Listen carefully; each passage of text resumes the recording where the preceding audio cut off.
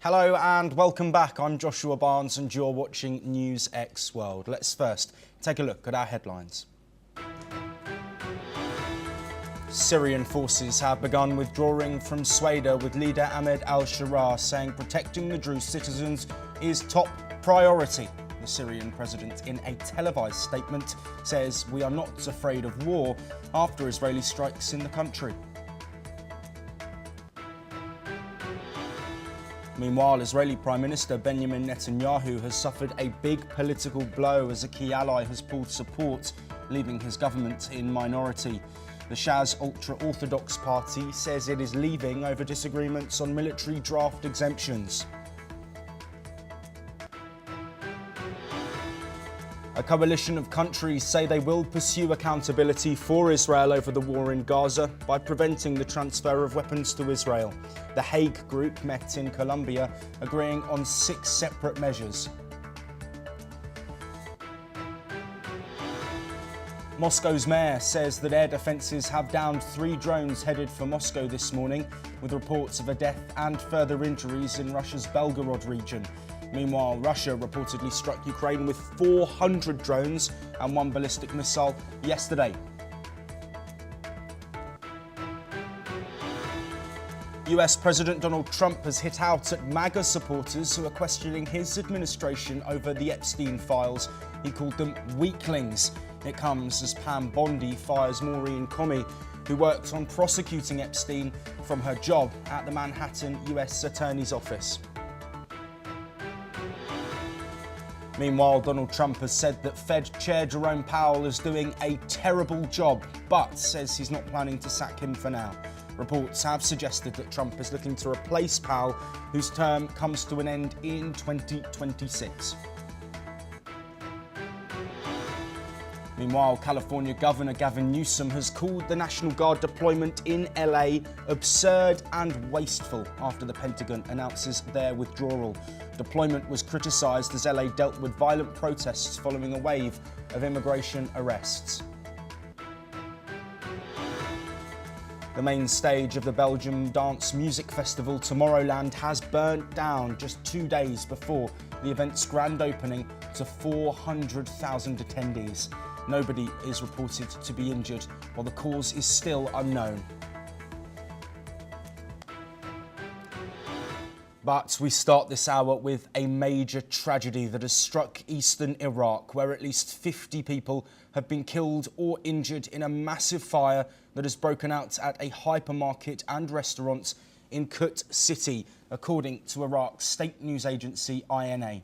The fire engulfed a 5-story building overnight, with harrowing videos on social media showing flames tearing through the structure as firefighters battled the blaze. Wasit province's governor Mohammed al-Mayahi confirmed that the incident occurred while families were dining and shopping. Several people were rescued, but dozens could not escape the flames. The governor has declared 3 days of mourning and announced that lawsuits have been filed against the mall and building owners. An investigation is underway, with initial findings expected within 48 hours. The exact cause of the blaze remains unknown so far. Moving on now, and Syria's interim president Ahmed al-Sharaa has finally come out making a televised statement. He directly addressed the Druze community, stating the following. أخص في كلمتي هذه أهلنا من الدروز الذين هم جزء أصيل من نسيج هذا الوطن. إن سوريا لن تكون أبدا مكانا للتقسيم أو التفتيت أو زرع الفتن بين أبنائها. نؤكد لكم أن حماية حقوقكم وحريتكم هي من أولوياتنا، وأننا نرفض أي مسعى يهدف لجركم إلى طرف خارجي أو لإحداث انقسام داخل صفوفنا. إننا جميعا شركاء في هذه الأرض، ولن نسمح لأي فئة كانت أن تشوه هذه الصورة الجميلة التي تعبر عن سوريا وتنوعها. تكليف بعض الفصائل المحلية ومشايخ العقل بمسؤولية حفظ الأمن في السويداء، مؤكدين أن هذا القرار نابع من إدراكنا العميق بخطورة الموقف على وحدتنا الوطنية وتجنب انزلاق البلاد إلى حرب واسعة جديدة قد تجرها بعيدا عن أهدافها الكبرى في التعافي من الحرب المدمرة وإبعادها عن المصاعب السياسية والاقتصادية التي خلفها النظام. Well, the interim president also acknowledged the Israeli strikes on Syrian territory. Al-Sharaf further stated this. هنا لجأ الكيان الإسرائيلي إلى استهداف موسع للمنشآت المدنية والحكومية لتقويض هذه الجهود، مما أدى إلى تعقيد الوضع بشكل كبير ودفع الأمور إلى تصعيد واسع النطاق لولا التدخل الفعال للوساطة الأمريكية والعربية والتركية التي أنقذت المنطقة من. We move on now and look at trade as Brazil has urged the United States to respond to a proposal first submitted in May after President Donald Trump announced a tariff hike on Brazilian goods from 10 to 50% starting on the 1st of August. In a joint statement, Brazil's Foreign Affairs Ministry and Ministry of Development said a follow-up letter had been sent to Washington reinforcing the May 16th offer. The statement came a day after US Trade Representative Jameson Greer announced an investigation into what he described as Brazil's unfair trade practices. Here is what the Brazilian Vice President has had to say on the trade proposal and said investigation. Nós queremos negociação, é urgente, é urgente. O bom é que se resolva aí nos próximos dias. Se houver necessidade nessa negociação de prorrogar, não vejo problema. Agora, o importante era resolver. Olha, primeiro sobre a investigação, a seção 301, não é a primeira vez que é feita uma abertura de investigação. Isso já foi feito anteriormente, o Brasil respondeu e o assunto foi encerrado. Dessa vez, o Brasil vai... Meanwhile, Mexican President Claudia Sheinbaum announced that she had held talks with Canadian Prime Minister Mark Carney to reinforce trade cooperation between their countries. Sheinbaum said both leaders agreed on the need to uphold the US-Mexico-Canada agreement, also known as the USMCA, and they exchanged views on the tariff letters received from President Trump. Let's now listen in to Claudia Sheinbaum. Ambos estamos de acuerdo en que es indispensable que se respete el tratado comercial, el TEMEC, y compartimos pues algunas experiencias sobre la carta que recibimos por parte del presidente Trump. Ellos recibieron una carta con 35% de aranceles, nosotros con 30%. Y pues las estrategias que estamos siguiendo. Ellos tienen también una mesa con las secretarías del gobierno de Estados Unidos, igual que nosotros. Uno de los temas que les planteé es por qué no ponemos en blanco y negro pues las inversiones que tienen ya planeadas en Estados Unidos para que puedan ser parte pues de esta mesa de trabajo que tenemos. Well, joining us to discuss the ramifications of these conversations around trade, Peter Cordiera, Chief Market Economist at Spartan Capital Securities, who is joining us live from New York. Peter, thank you very much for taking the time to speak with us. Let's look at both of these aspects here. First, starting with Brazil, a jump from 10% to 50% levies announced by the Trump administration. Trump previously has spoken about these rates being a tool for negotiations. Is there something else at play here in this US-Brazil relationship that could see potentially higher tariffs up to 50% placed on Brazil, which could, of course, have crippling economic impacts? Yes, indeed, it certainly would cripple and certainly would raise any imported prices from Brazil to the United States. So I think, that 50% is a very steep level, and it probably be negotiated.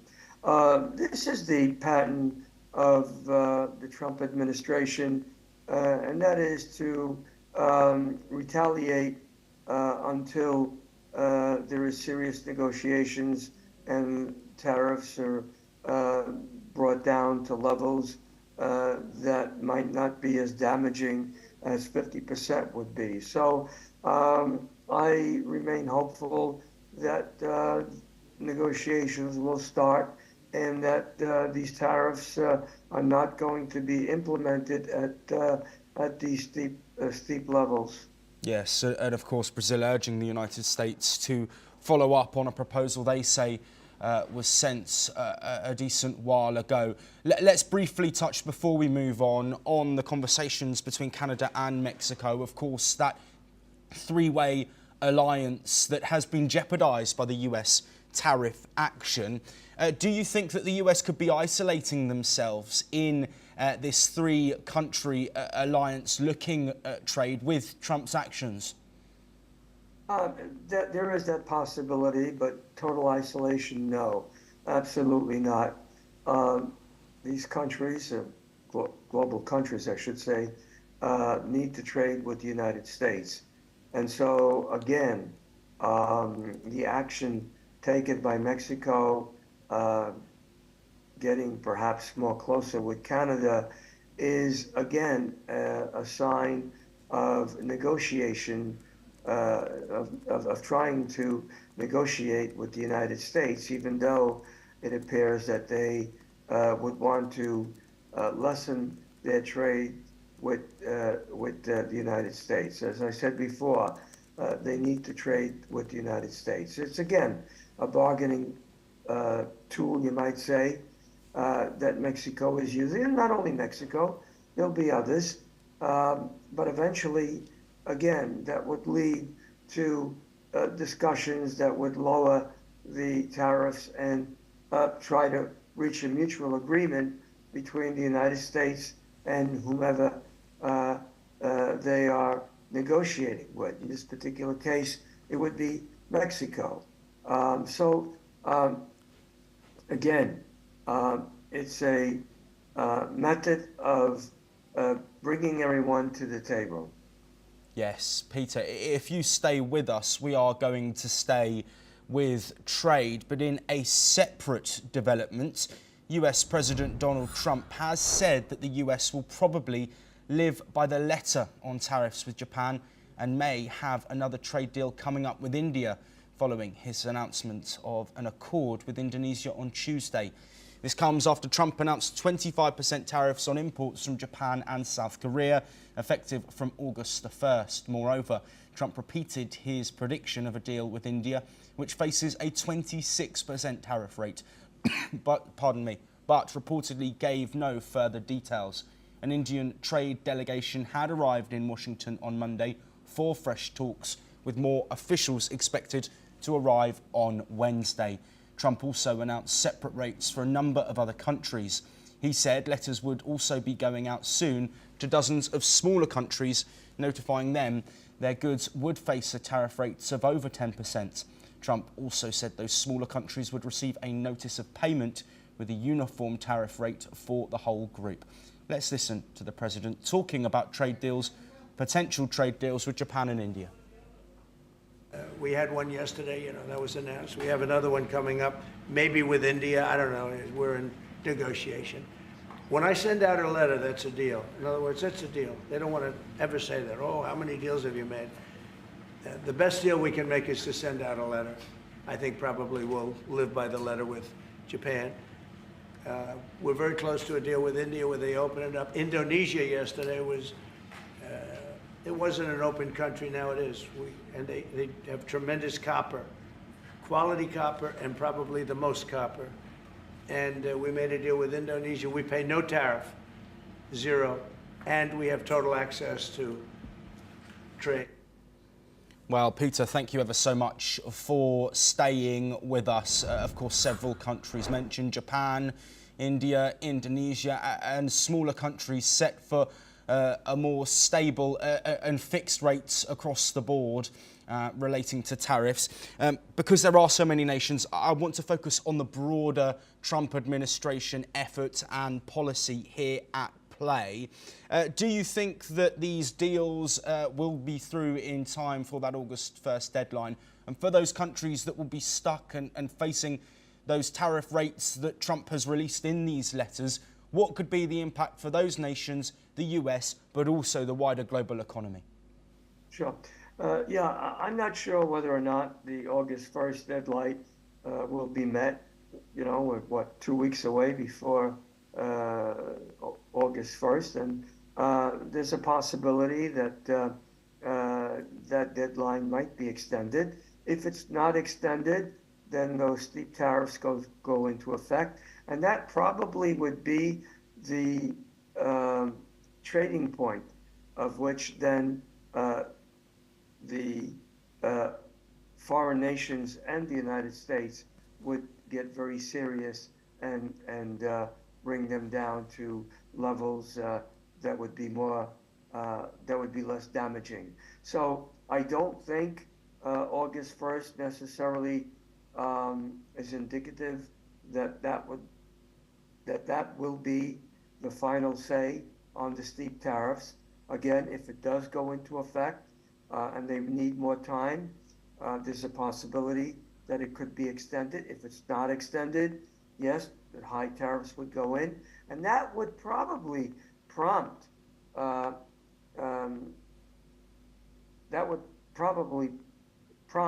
the individual countries to get a trade deal that would be acceptable to both sides. Yes, Peter, thank you ever so much for joining us to discuss the ongoing trade situation. We will bring you more updates from the Indian delegation in Washington, D.C. and any further developments that we get from other nations ahead of that August 1st deadline. But we now move over to Israel, and the Shas ultra-Orthodox party, Benjamin Netanyahu's coalition member, has announced its departure from the government. This is due to disagreements over a proposed law that would grant broad military draft exemptions to its community. This follows a similar exit earlier this week by another ultra-Orthodox party over the same issue. With Shas leaving, Prime Minister Benjamin Netanyahu's coalition has been reduced to a minority in Parliament, complicating his ability to govern effectively. Despite its exit, Shas has stated it does not intend to undermine the coalition actively and may support it on certain legislative matters, while also not seeking to trigger the government's collapse. Well, a big development here with huge potential ramifications. Joining us to discuss those, Yossi Kerperwasser, an Israeli intelligence and security expert who is live joining us from Tel Aviv. As always, Yossi, thank you for your time. How significant is this move? A second ultra-Orthodox party pulling support, leaving Benjamin Netanyahu with a minority government? Well, it's less significant than what it seems on the surface, because this party, Shas, has decided to leave the government, but not the coalition. So they're still part of the coalition. So the coalition still has the majority, and it's going to be like that for the next 3 months, because the parliament, the Knesset, is going to be adjourned this Wednesday, and it's not going to be working again until mid-October. So it's and you cannot topple the government during that period of time. So it's just a show of dissatisfaction on behalf of the Shas party and other parties that left the government but are still part of the coalition. So it's not that significant as it seems, but it reflects a real debate about whether those young people who spend their time studying the Bible are going to be able to be exempted from military service or not. And yes. How many of them are going to enjoy this benefit or not. And these are issues that are very much in dispute in Israel. Yes, Yossi, can you provide some context on the pressure that is mounting from some parts of the Israeli political scene in recent times against Benjamin Netanyahu? And how do you think that will carry forward, and what could the impact be? Well, I think that there are conflicting pressures on this issue of mobilizing the ultra-Orthodox youngsters.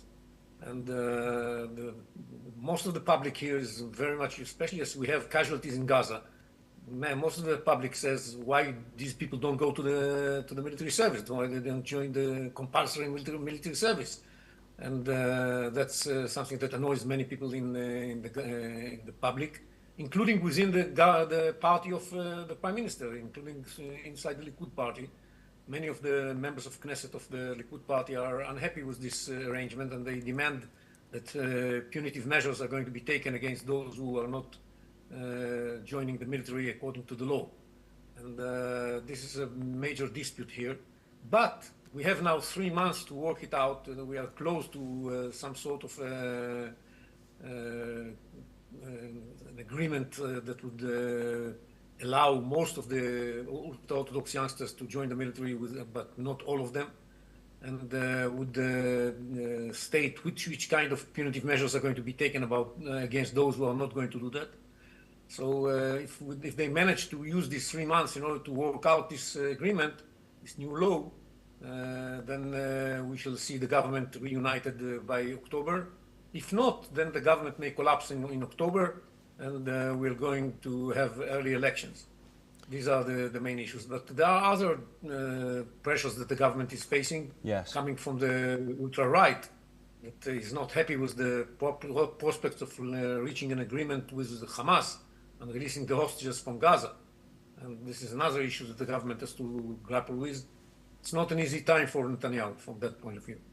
Yossi Kapawasa, thank you ever so much for providing that insight and joining us. We will, of course, continue to bring you all the developments from Israel relating to politics and ongoing tensions in the Middle East. But we move on now, and United States President Donald Trump remains at odds with supporters and Democrats frustrated by his handling of information related to the late convicted sex offender Jeffrey Epstein, dismissing them as weaklings and describing the controversy as a hoax created by his political rivals.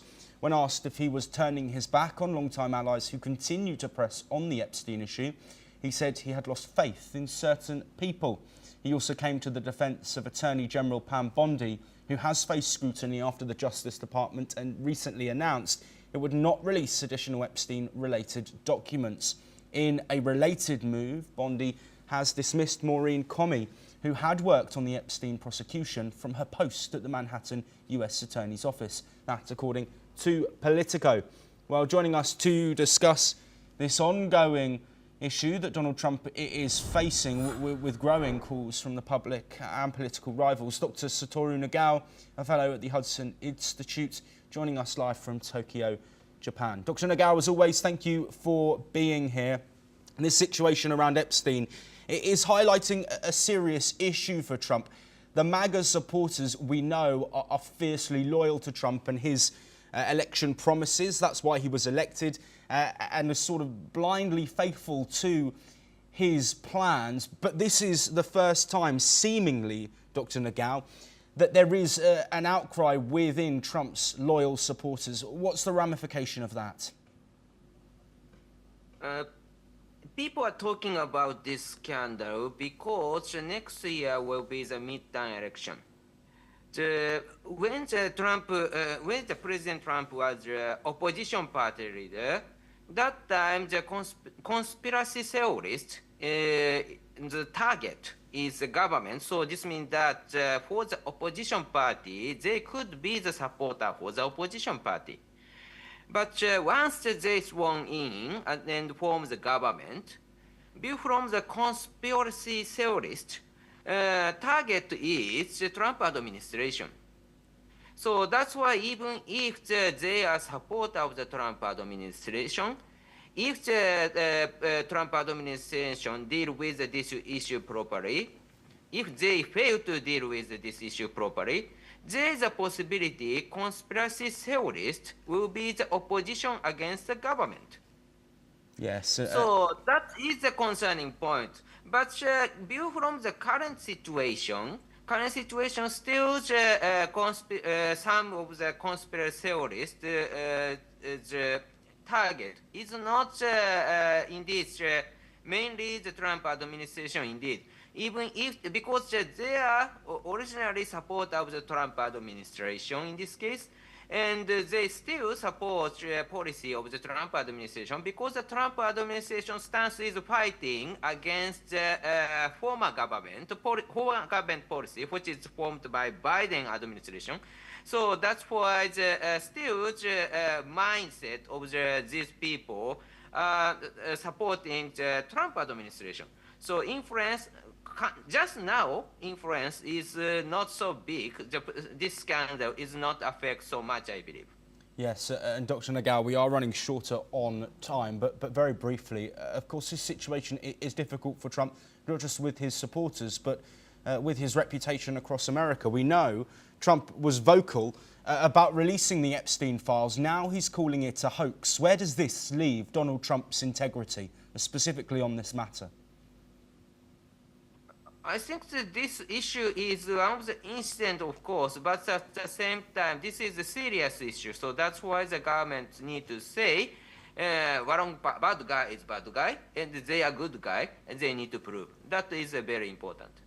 Yes, absolutely. Dr. Satoru Nagel, thank you as always for joining us. We will continue to bring you all of the relevant information from this ongoing discussion around the Epstein files. And we now stay in North America as the Pentagon has withdrawn 2,000 National Guard troops from Los Angeles following a deployment ordered by President Trump to support law enforcement during protests over immigration raids. California Governor Gavin Newsome criticised the deployment as absurd and wasteful and called for the remaining troops to be sent home. The troops had been sent in June, bypassing Newsome's authority, marking the first time since 1965 that a president federalised National Guard troops without state approval. Newsome challenged the deployment in court, but an appeals court upheld the decision. Here is what he had to say. Finally, because of the absurdity of this and the complete incapacity of the Pentagon to reconcile the fact they weren't doing a damn thing, they manipulated this 26% number.